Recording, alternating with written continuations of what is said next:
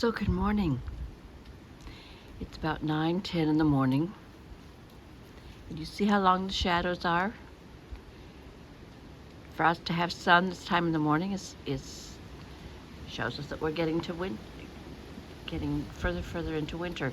It's the beginning of the third week. It's Saturday before Thanksgiving, and the sun is low in the sky. And it's actually come over the mountains early in the morning, and the tree canopy is gone, so we're getting direct sunlight this morning. So the shadows are long. And I'm sitting here and having my glass of distilled water with a quarter of a teaspoon of baking soda to keep my system alkaline. Now, isn't that something? That's our dear sweet Janet that decorated for Christmas this year. She took a tree skirt and put it on top of my table out here, and it fits perfectly. Would you look at that? And we had an extra wreath with all the berries, and I had this beautiful pot that was a gift. The plant is but just. It looks like an ancient Etruscan piece of pottery. And I put this beautiful, beautiful heuchera in it. And I know it's purple and it looks dark from a distance, but for some reason or other, it works. See that? So that's how low the sun is in the sky. Okay. And you see our Christmas tree. Take you a little tour today of how things look in daylight. It's great fun. So we have a Christmas tree out here with lots of presents. We wrapped them in foil so they'd be a little bit resistant to the humidity. You are aware we're Western North Carolina. We live on a mountain, about 2,600 and some feet.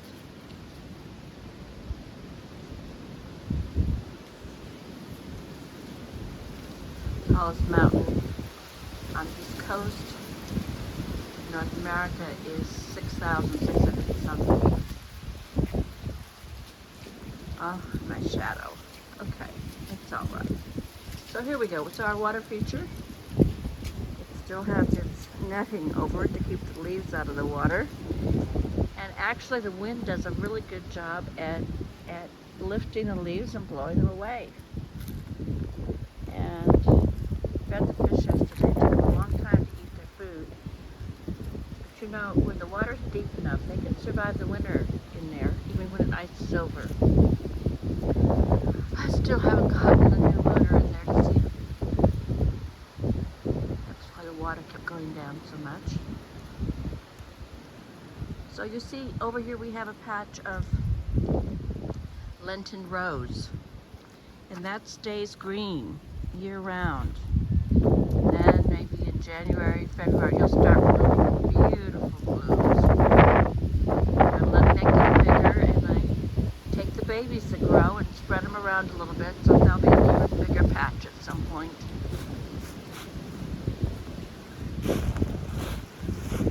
can see how it goes down. The leg goes down.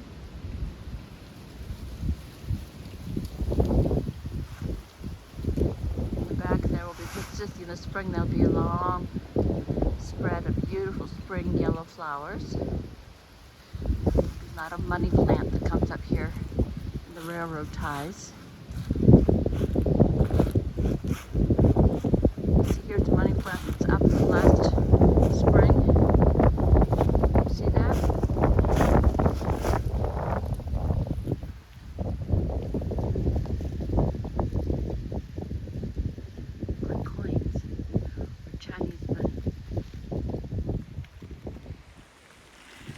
Days.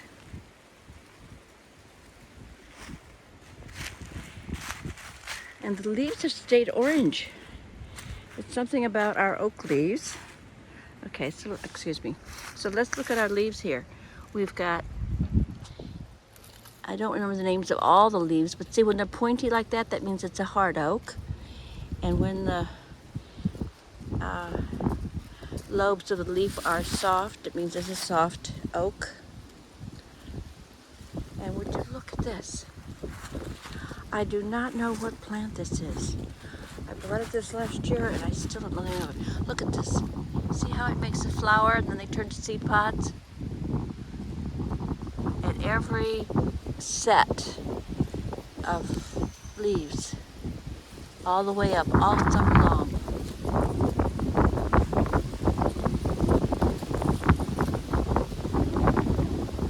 Hydrangea's doing all right. Oak leaf hydrangea's doing very great. It's turned beautiful red for the fall. And all of our hostas have gone. Those were arcanas. Our repeat bloomer azaleas holding their leaves. They'll set for spring blossoms. What you see right here, those were our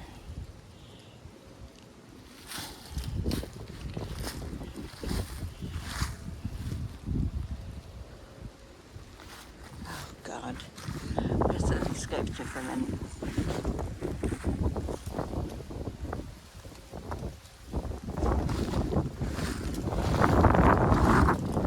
Now, this is the bed that we're turning into a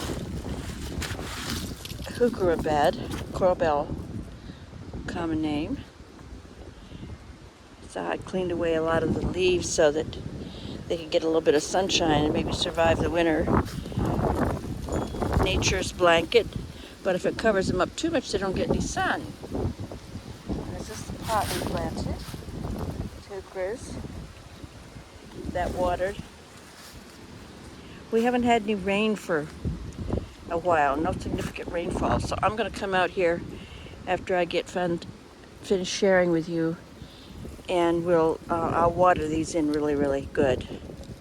But isn't that amazing, all those different colors? And they'll stay all winter long the same way. It's fantastic.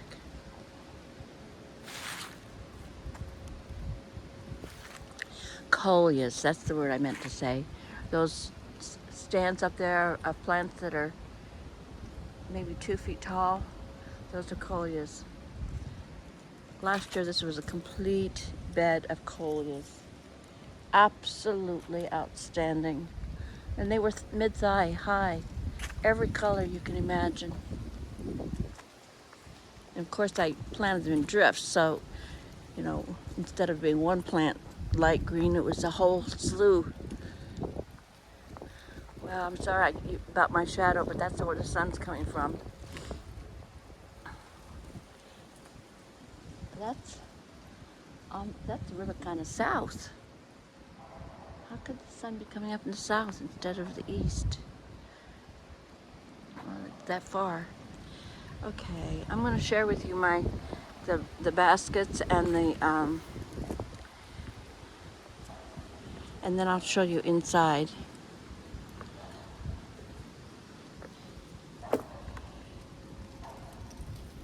Okay, so there aren't any blossoms on here right now, but these are pansies.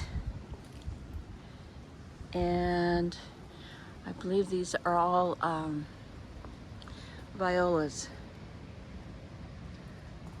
Smaller blossoms, but many, many more per plant.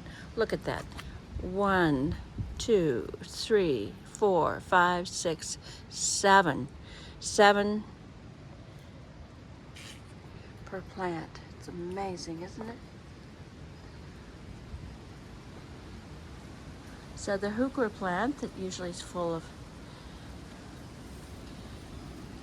my herbs, mostly, is empty. And you see how the trees have been completely stripped of leaves. So now I don't have any protection from the sun. But because of the way things are with my windows, The house will stay warm from just the sun shining. I'll share with you about my heating bills versus cooling in the summer. I don't pay outrageous. Okay, coming around. The rhododendrons, my brother pruned those back about 2 feet so that when I could look out my kitchen window, I could see the Kew garden and everything else from the kitchen window. Okay. Now I've shown you lots of views of the trees at night, and I'm just going to show you from the daytime. I'm still decorating, but basically the trees are up. Oops, daisy. Put a little bell on the door. Huh.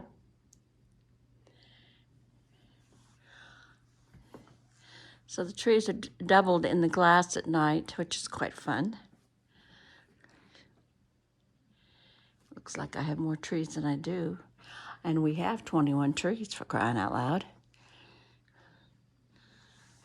Last year, my sister-in-law said, did we need to do an intervention?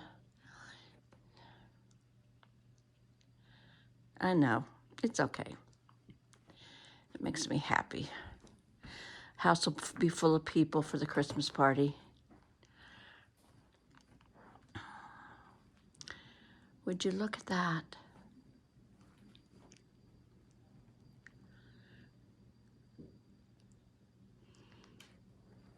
I keep the table set because I have people for dinner at least once a week. Oh, and look at this.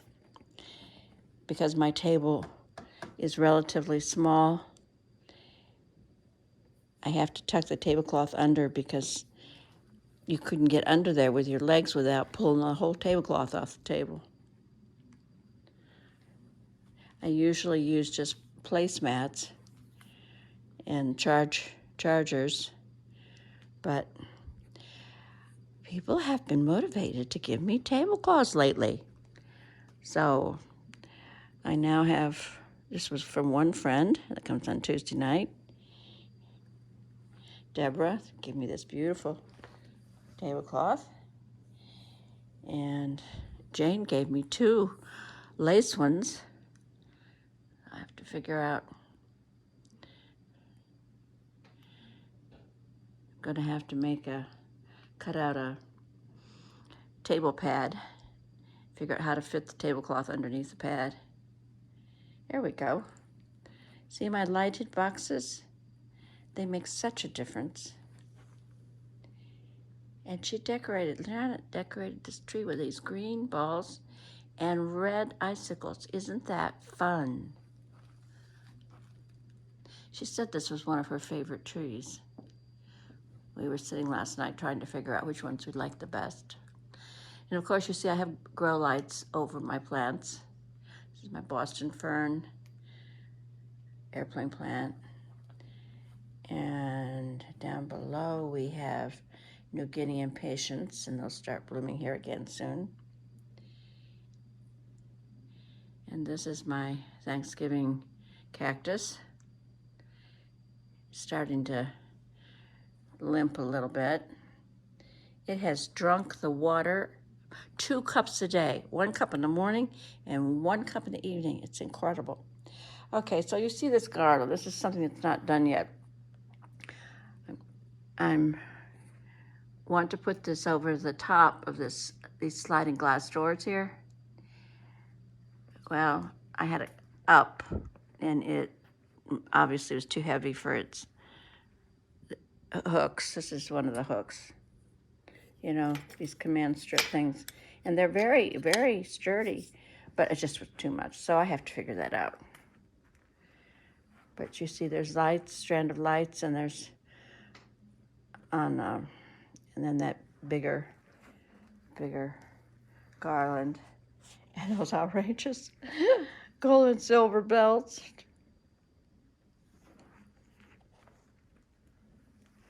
You'll see these plants more, and I'll talk about them more another time, but these are quite marvelous. New addition.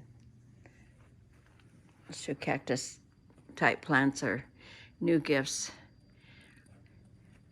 And this is the tree with the poinsettias all the way through, worked all the way through. Poinsettia garlands.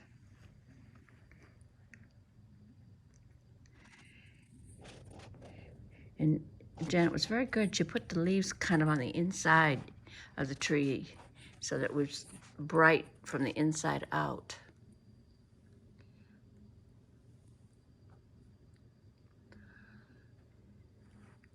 So there's where all the herbs are. Now, see how that window gets good sunlight in the morning? In the winter, that sun is due east is the front door of the house, and this is the south, and that's where I'm getting all my light. It's really quite something.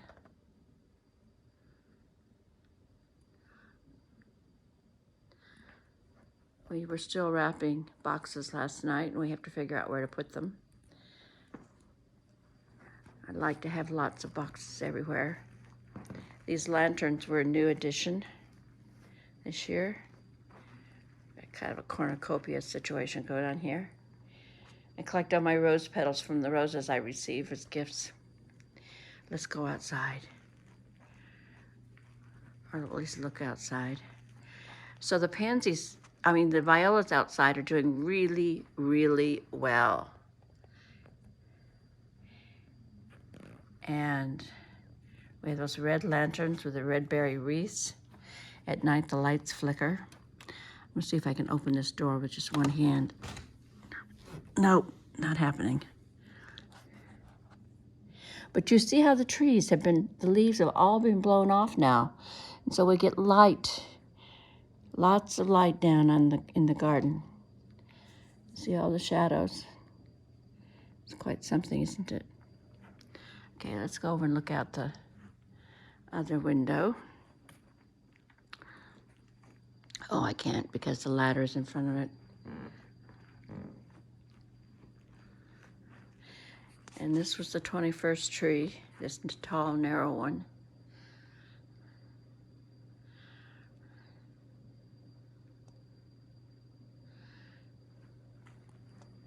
Fully flocked, very densely flocked with silver and bluebells.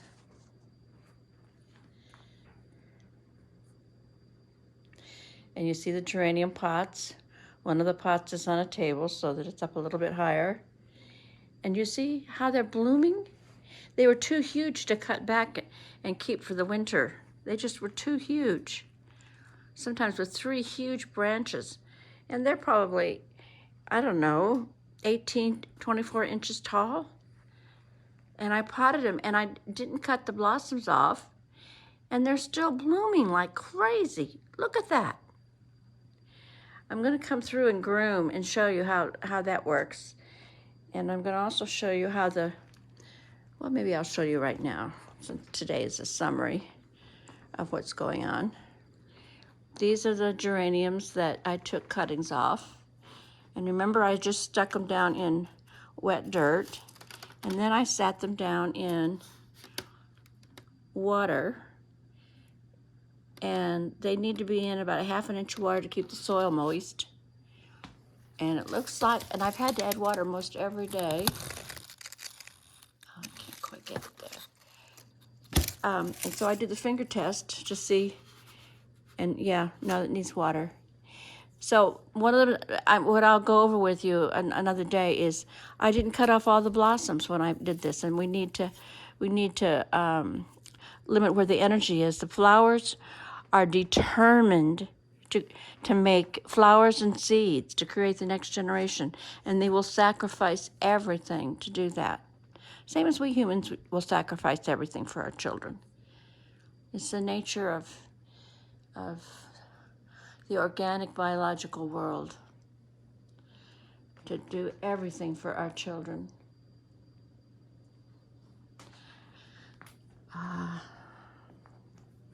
Here we go. Boxes under the bunt table and all of that. And of course, for those of you who have visited before, I usually keep a fireplace and music on the TV with flames. It's quite fun. I know I have a real fireplace, but